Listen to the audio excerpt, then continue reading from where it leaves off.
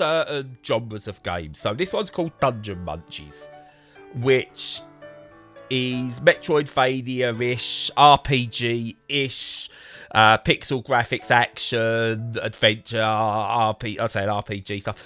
Almost feels a bit Dead Cells in places, but its hook is you go through the levels and you kind of collect things like food and other bits, and you get different power-ups by cooking different recipes or mixing together different items into different things, and that gives you different boosts or weapons and power-ups and buffs and debuffs and all that. And then you sort of work your way through the level based on all of these. And yeah, it's interesting. It's just an interesting game again. Its aesthetic is like you're like some kind of weird demon-y type thing. This is why I'd never get the Games Master gig or anything like that. My way of describing stuff. But you're kind of like put on a thing by this like necro chef who's called Simmer. They've really led into the naming conventions in this game. Sounds like it. You go through and then like you go there, you come against these checkpoints which are done like food trucks or market stalls, and you go, right, this is what I'll mix these together and this is what I've got. And you go through, trying your different combinations.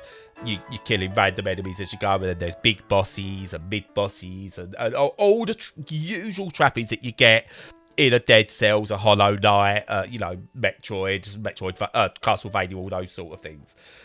But it blends together really well. I wouldn't say it's a best in genre by any stretch of the imagination. But again, if you like those sort of games, it scratches that itch. Bit like Neon Abyss did. It scratched that itch. It clearly wasn't Dead Cells. It was clearly trying to have a bit of Dead Cells to it. But it was fine for what it is. And this is pretty much the same. Came out couple of years ago on PC, but it's recently just been released on Switch, which is where I'm playing it. And in terms of pick up and play as and when Switch fodder, without sounding like going for the usual cliche, perfect for Switch. Yeah, it's just, again, I think I've played what I consider just three just lovely experiences, lovely games. I mean, dark and weird and stuff like that, but just great times with all of them.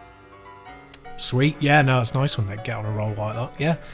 Cool. And the combat works really well. So just to point out with this one, the combat works really well. And I think, again, this is the sort of game where, yeah, the movement around the levels are all great, but if you're going to have bosses, along with all this stuff, the combat, you've got to feel in control. Especially when you're adding huge numbers of combinations of weapons that you can do. If you don't get that combat right, you fail the game. But yeah, combat in this feels really good as well. It feels fluid. It can feel brutal at times. And you do get your favourite weapons, but you also look forward to trying new weapons all the time. So you've got some mid-range weapons, some close-up weapons, some distance weapons. And yeah, does really well. I'd seen some people talk about it in terms of like comparing it to Cuphead, and that's a really weird comparison to me. You can't compare it to Cuphead in any way, shape or form. Dead Cells, yes. Cuphead, no. Give it a go. I like it. Yeah, it looks nice. I might well pick that one up.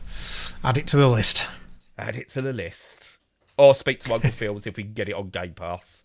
Oh, that would be nice. Because apparently